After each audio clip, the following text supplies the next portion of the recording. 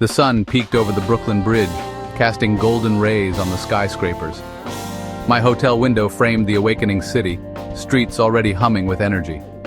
Yellow cabs zipped by, headlights still on, and the distant subway rumbled below. It was the start of a new day in New York City, a day full of promise. I grabbed my bag and headed down, greeted by the smell of coffee and pastries. A man in a white apron handed me a warm bagel, steam rising in the cool air. This is how you start a day in New York, something simple, eaten on the sidewalk. People rushed past, business people, artists, students, each part of the city's tapestry.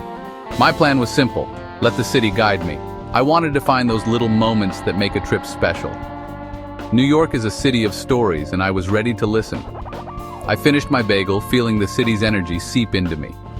With a map in my pocket I'd barely use, I started walking south. The buildings towered over me, friendly giants watching my journey begin. The sounds grew louder, honking horns, chatter in a dozen languages, the rhythm of construction. It wasn't noise, it was a symphony, the city's unique song. I smiled. This wasn't just a place on a map, it was a living, breathing thing, and for one perfect day, I was going to be a part of it. The adventure had officially begun. The city was awake, and so was I. Anything could happen here. My first destination was the Statue of Liberty. I walked to Battery Park where the ferries depart, the air turning salty as Manhattan's island nature revealed itself. The park buzzed with people from all over the world, faces filled with anticipation. We were all here to see her. The great lady in the harbor, a symbol of hope. The ferry ride offered a breathtaking view of the Manhattan skyline, skyscrapers like a forest of glass and steel. I stood on the deck, wind in my hair, soaking it all in. Then, she appeared, first a small figure, then growing larger and more majestic as we approached. A hush fell over the crowd, everyone was in awe. I thought about the immigrants who saw this same sight, hearts full of hope. Stepping onto Liberty Island felt like sacred ground. I walked around the base, looking up at her serene face and intricate details. I didn't go up to the crown, just enjoyed the view from below. I found a quiet bench, watching boats drift by with the city skyline as a backdrop. It was a moment of peace and reflection in a bustling day, a reminder of what this city and this country represents to the world. The experience made me feel small, but in the best way, part of something bigger. I left the island with a sense of connection to history. The city's story was just beginning for me. I was ready for whatever came next. New York's spirit was already working its magic. After the ferry, I wandered into Lower Manhattan, where New York began. The streets here are narrow and winding, following paths centuries old. Modern skyscrapers stand beside historic stone buildings. I passed Trinity Church, its graveyard a quiet oasis amid the chaos. The ancient tombstones whispered stories of the city's earliest residents. Wall Street's hustle was just a block away, but I was drawn to quieter side streets. Stone Street, with its cobblestones and old pubs, felt like a hidden piece of old Europe. Every corner here has a story if you take the time to look. My walk led me to the 9/11 Memorial, two reflecting pools, peaceful and powerful. I traced the names etched in bronze, joining others in silent respect. It was a somber, beautiful tribute to resilience and hope. Leaving the memorial, I felt a renewed appreciation for the city's unbreakable spirit. The oculus, rising like a dove's wings, symbolized new beginnings. Inside, light and movement filled the space, a perfect blend of memory and progress. Lower Manhattan isn't just about finance, it's about memory, resilience, and rebirth. The city honors its past while always moving forward. I took the subway uptown to Greenwich Village, where the city's energy shifts. Skyscrapers gave way to brownstones and tree-lined streets. The pace slowed, creativity filled the air. I wandered MacDougal Street past historic music clubs and overflowing bookstores. A shopkeeper with purple hair told me to look up, at gargoyles and flowers in window boxes. In Washington Square Park, a jazz trio played by the fountain, students lounged on the lawn, and a man created giant bubbles for delighted children.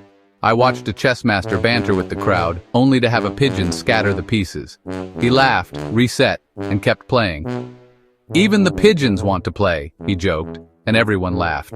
It was a small, perfectly New York moment. The village is a community within the city, alive with humor and creativity. Here you find joy in the everyday chaos. The city's heart beats strongest in its neighborhoods. I left the park smiling, ready for more. From the village I needed fresh air. so I headed to Central Park. Entering the park, the city's noise faded, replaced by rustling leaves and birdsong. I wandered winding paths, past joggers, picnickers, and rowboats on the lake. The Bow Bridge felt like a movie set, and a saxophonist played under a stone archway. Each turn revealed a new scene of city dwellers enjoying green space. At Strawberry Fields, the John Lennon Memorial, people gathered in quiet unity as a musician played Imagine. It was a place of peace and hope. I stretched out on the great lawn, sun on my face, grass beneath me. Around me, people relaxed, read, and played. Even in the world's fastest city, there's space to slow down and connect with nature. Central Park is the city's soul, a place for everyone to find peace. I left feeling refreshed and grateful. The city's green heart had worked its magic. As evening approached, I headed to Times Square, the crossroads of the world. The energy built with every block, thicker crowds, louder sounds, brighter lights. Stepping into Times Square was sensory overload in the best way. Digital billboards turned night into perpetual twilight. I sat on the red steps watching a river of humanity flow by. Tourists, performers, busy New Yorkers. The naked cowboy strummed his guitar, Spider-Man did backflips, and laughter filled the air. It's a carnival, a light show, and a street party all at once. As darkness fell, the lights grew even more intense, reflecting off wet pavement. The energy was electric, uniquely, unapologetically New York. Times Square is the city's beating heart. Feeling that rhythm is unforgettable. I left, dazzled and alive. All that exploring made me hungry, so I followed my nose to a street cart. The sizzle and aroma led me to a halal cart, the line filled with locals and tourists alike. I ordered chicken and lamb over rice topped with white and red sauces. The first bite was pure heaven. Tender meat, fluffy rice, and a perfect blend of flavors. Eating on a bench, city lights twinkling around me, felt more special than any fancy restaurant. This was the real taste of New York. Global flavors, served on the street. As I ate, the city's nightlife unfolded. People heading to theaters, bars, and restaurants. The energy shifted, more relaxed, focused on fun and connection. My meal was more than food. It was an experience, a taste of the city's diversity. In one bite, I'd sampled the world. That's the magic of New York's food scene. Delicious, accessible, and a reflection of its many cultures. I finished satisfied, ready for the night. The city's flavors lingered with me. For my final adventure, I wanted to see the city from above. I chose the top of the rock at Rockefeller Center for its legendary views. The elevator ride soared 70 floors in under a minute, lights flashing overhead. Stepping onto the observation deck, the city spread out like a glittering carpet. Millions of lights blended into one spectacular panorama. The air was cool, the city's chaos now a distant hum. From up here, the energy transformed into a peaceful pattern. Central Park's darkness contrasted with the city's bright neighborhoods. The Empire State Building stood majestic against the night sky. I traced the avenues, watched headlights move, and felt both powerful and small. I stayed, soaking in the view, a living work of art. It was the perfect final chapter to my New York story. I left with a memory of light and wonder.